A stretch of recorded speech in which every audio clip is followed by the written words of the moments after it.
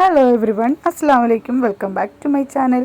അപ്പോൾ ഉച്ചയ്ക്ക് എന്ത് കറി വെക്കും എന്നിങ്ങനെ സ്തംഭിച്ചിരിക്കുന്ന സമയത്താണ് കേട്ടോ ഇട്ടി നുമ്മിച്ച് കുറച്ച് കൊഴുവ കട്ട് ചെയ്ത് വൃത്തിയാക്കി നമുക്ക് കൊടുത്തു വിട്ടത്. അപ്പോൾ ഞാൻ വിചാരിച്ചു ഒന്ന് തേങ്ങയും മുളക് അരച്ച് കറി വെക്കാമെന്ന്. അപ്പോൾ തേങ്ങയും ആവശ്യത്തിന് എരിവിന് ആവശ്യത്തിനുള്ള മുളക് പൊടിയും മഞ്ഞൾപ്പൊടിയും ഒരു കഷ്ണം ഇഞ്ചിയും വെളുത്തുള്ളി ഇട്ടിട്ട് നന്നായിട്ട് ഇതുപോലെ അരച്ചെടുക്കാം. അതിലേക്ക് പുളിയും പച്ചമുളകും പിന്നെ തക്കാളി ആവശ്യത്തിന് ഉപ്പും ഇട്ട് നന്നായിട്ട് കലക്കി അവിടെ വെക്കാം കേട്ടോ. അപ്പോൾ നന്നായിട്ട് കലക്കി ഒന്ന് മിക്സാക്കി അവിടെ വെച്ചിട്ട് നമുക്കൊന്ന് തിളപ്പിച്ചെടുക്കണം. തിളപ്പിച്ച് ഈ ഉപ്പും പുളിയൊക്കെ ആ കറിയിലേക്ക് ഒന്ന് പിടിക്കണം. അതുവരെ നമുക്കൊന്ന് തിളപ്പിക്കാം. അപ്പോൾ ഇത് കൊഴുവ് കുറച്ചധികം ഉണ്ട് കേട്ടോ. അപ്പോൾ ഞാനിത് കുറച്ചധികം പൊരിക്കാനെടുത്ത് ബാക്കി കുറച്ചേ കറിയിലിട്ടുള്ളൂ കേട്ടോ. ഇവിടെ കറിയിലെ മീനൊന്നും അധികം ആർക്കും ആവശ്യമില്ല.